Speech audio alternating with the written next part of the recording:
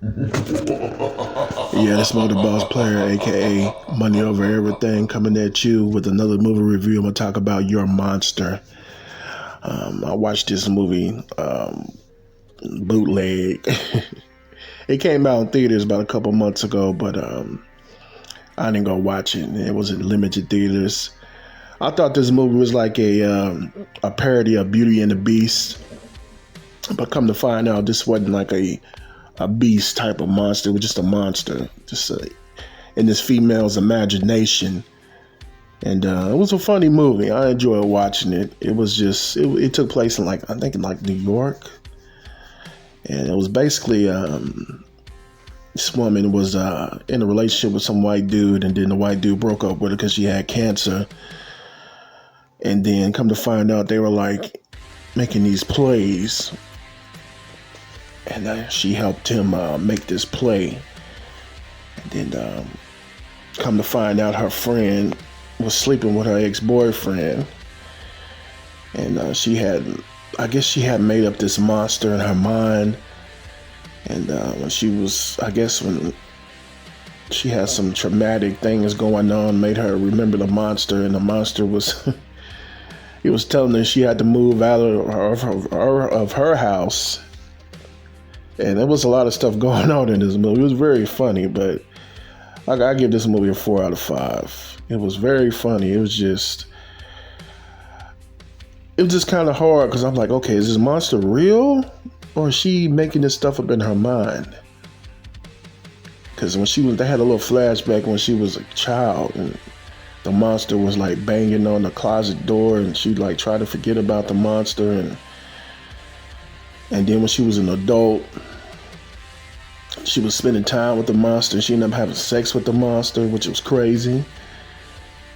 And then she ended up having sex with her ex-boyfriend the next day. So this woman was all over the place.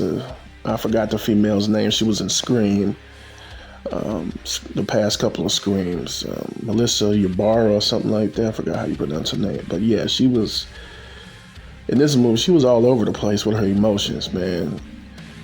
And then, she got mad at the monster at the end of the movie, and it was like, telling the monster you can go. The monster left, and then she went to the closet where the monster was living, and then there was no monster. The monster had like a little room in the back of the closet. He was collecting all her socks and clothes and all this stuff. So, and then when she told the monster he can leave and just go, then the little room he had in the back of the closet wasn't there no more. So I guess she was making it up in her mind.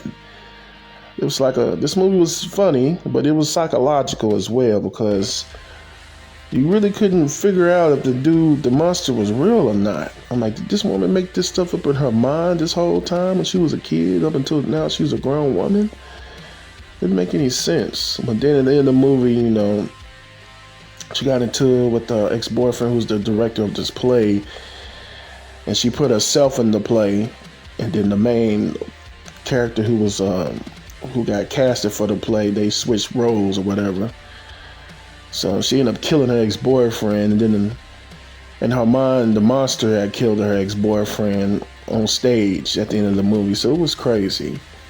It was very crazy, because you didn't know what was like really real or what was fake, what was going on in this movie. But that was the only thing about this movie I really tried to wrap my mind around. I'm like, okay, is this real or is this fake? Is she just imagining this monster in her mind? Because when they was in the bed having sex with each other, I'm like, is this real? Or is she just making this stuff up in her mind? This woman has some psychological issues. That's the case.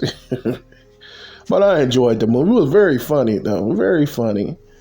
The monster was trying to get the Melissa girl's character to, have more confidence in herself and stuff like that. It was kind of uplifting, but the ending was crazy. But when it comes out on, I think it's probably out on digital right now. You can rent this movie. It's a pretty good movie. I give it a 4 out of 5. But that's been my review of Your Monster.